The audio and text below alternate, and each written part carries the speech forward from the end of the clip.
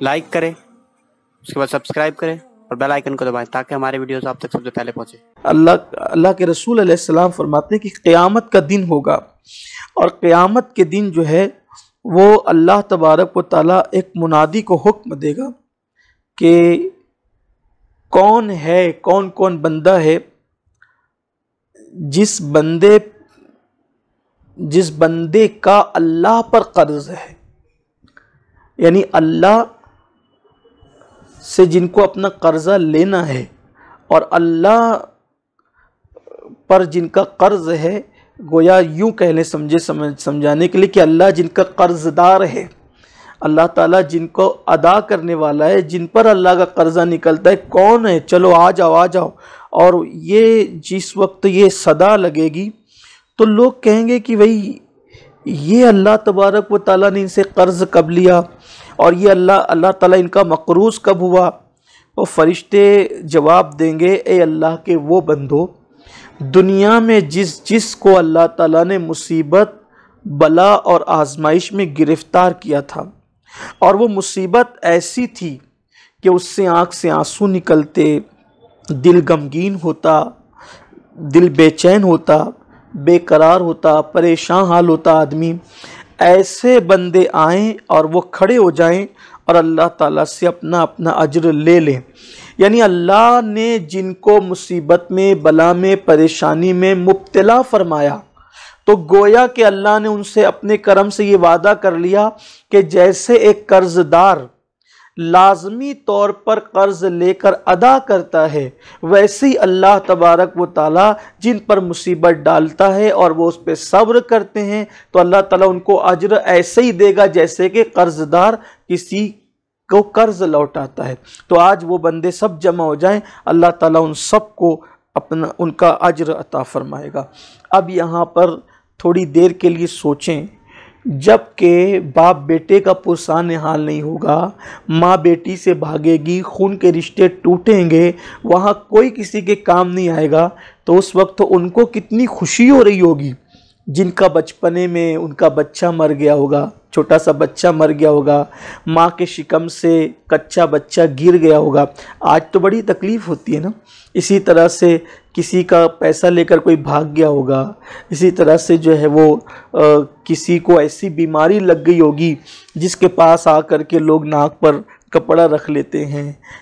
उससे डरते हैं, खौफ खाते हैं, उसको तानाजनी करते हैं, उसको सताते हैं। किसी की आंख चली गई होगी यानी वो नाबीना हो गया होगा, किसी का हाथ टूट गया होगा और बग़ैर हाथ के होगा, किसी का पैर कट गया होगा बग़ैर पैर के होगा। कभी उस वक्त जब ज़ोरदार बारिश आती होगी तो घर की छत से पानी गिरता होगा तो रात भर वो अपने बच्चों को लेकर के, अपनी बीवी को लेकर के बैठता होगा। तो ये यहाँ की जो तकलीफ़ें हैं, उस दिन उसको खुशी हो रही होगी कि आज तो मेरी गोया के वारे न्यारे हो गए कि मैंने वहाँ मुसीबतें उठाई थी, लेकिन शर्त एक ही है, एक शर्त कि ईमान वाला हो और ईमान वाला होने के साथ साथ हर मुसीबत पर उसने सब्र किया हो, वावेला नहीं किया, दिल में आ रहा हो कि मैं ही दिखता हूँ कि माज़अल्लाह मुसीबत डालने के लिए, अस्तगफिरुल्लाह। ये बातें तो आदमी को कुफ्र तक ले जा सकती है। मेरा ही घर दिखता है कि मौत के लिए, अस्तगफिरुल्लाह लियाज़ु बिल्लाह। ये बातें इंसान के ईमान को बर्बाद कर सकती है, हलाक कर सकती। नहीं, कोई शिकायत, कोई शिकवा नहीं, कुछ नहीं। जिस हाल में रहे, जिस हाल में रहे, बस उसी हाल में कि अल्लाह तेरा शुक्र है, जो तेरी मर्ज़ी। अगर यहाँ पर बात अगर समझना हो तो एक बहुत खूबसूरत सा वाक़या याद आता है, यार की मर्ज़ी। और अगर बंदा उसकी रज़ा में राज़ी रहना सीख ले तो कभी आदमी गमगीन ही नहीं होगा। खूबसूरत मौसम है, हवाएं चल रही है ठंडी ठंडी, खनक खनक करके हवाएं चल रही है, बारिश बंद हो चुकी है। ऐसे में जब बारिश बंद हुई और ठंडी ठंडी हवाएं चलने लगी तो आप सब और हम सब जानते हैं कि बारिश बंद होने के बाद जब ठंडी हवाएं चलती है तो कोई गरम गरम मशरूब आदमी को बहुत याद आता है। जैसे हम लोग आजकल चाय, कहवा, कॉफ़ी वगैरह पीते रहते हैं। तो उस वक्त एक दीवाना, बिखरे हुए बाल, फटे हुए कपड़े, एक दीवाना निकला तो किसी बंदे को उसको देखकर तरस आ गया। ایک بندہ گرم گرم دودھ بیچ رہا تھا، اس نے گرم دودھ نکالا اور اس دیوانے کو پلا دیا۔ دیوانے نے جیسی گرم دودھ پیا ٹھنڈے موسم میں، بالکل اس کی طبیعت بحال ہو گئی اور نحال ہو گئی، اور اپنی دھن میں جب وہ چلنے لگا تو چلتے چلتے، کیونکہ بارش ہوئی تھی، گڑھا تھا، پانی بھرا ہوا تھا، کیچڑ کا ماحول تھا، ایک دوست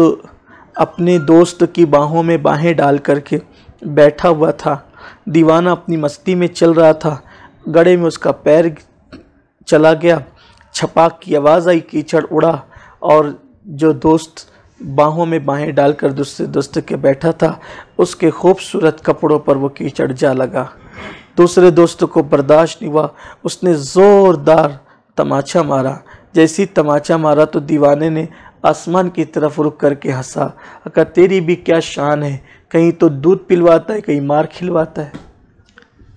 کہیں دودھ پلواتا ہے، کہیں مار کھلواتا ہے، کیا شان ہے تیری، اور یہ کہہ کے آگے بڑھ گیا۔ اس نے کچھ نہیں کہا، اس لیے کہ اس نے تو سارا معاملہ ادھر سونپ دیا، ہمیں کیا، ہم تو بندے ہیں، گال بھی اپنا نہیں ہے۔ جب گال بھی اپنا نہیں، دل بھی اپنا نہیں، زبان بھی اپنی نہیں، ہم خود اپنے نہیں، تب گال پہ لگنے کا ٹینشن کیا ہونا چاہیے؟ کیا ہونا چاہیے؟ انسان کی اپنی طبیعت ہم بنا لینا ایسا کہ اپنا ہے کیا، ہمارا تو کچھ ہے ہی نہیں۔ تو بس آگے بڑھا، یہ دوسرا دوست جب وہ خون کی الٹی کرنے لگا جس نے مارا تھا، اور بہت علاج کیا، کوئی فائدہ نہیں ہوا، لوگ ایک اللہ کے ولی کے پاس لے گئے، کہا اس کی خون کی الٹی اس وقت تک بند نہیں ہوگی، بتاؤ اس نے ان دنوں میں کیا کیا ہے اور کس حادثے کے بعد اس کو یہ تکلیف شروع ہوئی۔ لوگوں نے بہت غور کیا، آخر کر وہ دیوانے والی بات کی، کہا اس دیوانے کو ڈھونڈو اور اس سے معافی مانگو، یہ سارا قصہ دیوانے کا ہے۔ جب اس کو پکڑ کے لایا گیا، کہا بھائی تم نے جو بد دعا دی تھی اب اس کے لیے دعا کر دو۔ اس دیوانے نے کہا قسم خدائے وحدہ لا شریک کی، میں نے اس کے لیے کوئی بد دعا نہیں، میں نے تو آسمان کی طرف آنکھ اٹھا کے بس اتنا کہا تھا تیری بھی کیا شان ہے، کہیں دودھ پلواتا ہے، کہیں مار کھلواتا ہے، تیری رضا میں راضی ہوں۔ البتہ بات اتنی ہے کہ میرے پیر سے کیچڑ اس کے دوست کے کپڑوں پہ لگا تو اس کی محبت کو گوارا نہیں ہوا، اس لیے اس نے مجھے مارا، اور جب اس نے مجھے مارا تو میرے دوستوں کو گوارا نہیں ہوا، اس لیے میرے یار نے جو ہے اس کو خون کی الٹیاں کروا دی۔ اب معافی مجھ سے نہ مانگی جائے، معافی میرے یار سے مانگی جائے، اس لیے کہ یہ جو جھگڑا ہے، یہ جو اختلاف ہے، یہ دو محبوں کا اختلاف ہے۔ اس کے یار کے کپڑوں پر میری وجہ سے کیچڑ گیا تو اس کو غصہ آ گیا، اور مجھے اس نے مارا تو میرے یار کو جلال آ گیا، اس لیے میرے یار سے معافی مانگی جائے۔ تو میرے آقا صلی اللہ علیہ وسلم کے دیوانہ ہم اللہ کے ہو جائیں تو دیکھو مشکلات، پریشانیاں، بلائیں یقیناً ہمیں کوئی نقصان نہیں پہنچا سکتی، اور اس کی رضا میں ہم راضی رہیں۔ تو یہاں جو بھی مصیبتیں، جو بھی مشکلات ہیں، کوئی گالی دیتا ہے نا تو اس وقت بھی ہم سوچیں نا کہ کوئی گالی دیتا ہے۔ ایک مرتبہ ایک بزرگ کو کسی نے گالی دی تو انہوں نے مسکرا کے کہا مولا تیری شان ہے، اگر تو نہ چاہے تو تیرے چاہنے سے پتہ نہیں ہلتا، تیرے چاہے بغیر ہمیں جو ہے وہ کوئی گالی کیسے دے سکتا ہے۔ حالانکہ ہمارا ایمان ہے خیر ہی و شر ہی من اللہ تعالی والبعث بعد الموت، ہم یہ پڑھتے پڑھاتے رہتے ہیں، مگر ہمارے بزرگوں نے یہ کہا ہے کہ نیکی کی نسبت ہمیشہ اللہ کی طرف کی جائے گی، اور برائی کی نسبت ہمیشہ جو ہے وہ شامت اعمال کی طرف کی جائے گی۔ بہرحال تو میں عرض یہ کر رہا تھا کہ یہاں آدمی کو جو تکلیف اور مصیبت ہے تو اللہ کے فرشتے ندا کریں گے قیامت کے دن، کہاں ہے وہ لوگ، کہاں ہے جو اللہ تعالیٰ سے جنہیں اپنا قرض لینا ہے۔ تو یہی کہا جائے گا کہ آخر کون اللہ کو قرض دے سکتا تھا، تو وہ کہیں گے کہ دنیا میں جن پہ مصیبتیں آئی تھیں اور انہوں نے صبر کیا تھا وہ لوگ چلے اور اجر لے لیں۔ تو جتنے لوگ وہاں ہوں گے وہ سب دوڑیں گے، وہ فرشتے ان کے نامہ اعمال کھولیں گے، تو کھولنے کے بعد کہیں گے کہ تم پر مصیبت تو آئی تھی لیکن تم نے واویلا کیا تھا، اللہ کے خلاف جملے بھی کہے تھے، اس لیے تم لوگ ان میں نہیں ہو، چلو یہاں سے ہٹ جاؤ۔ پھر ان لوگوں سے کہا جائے گا خالص جو مصیبتوں میں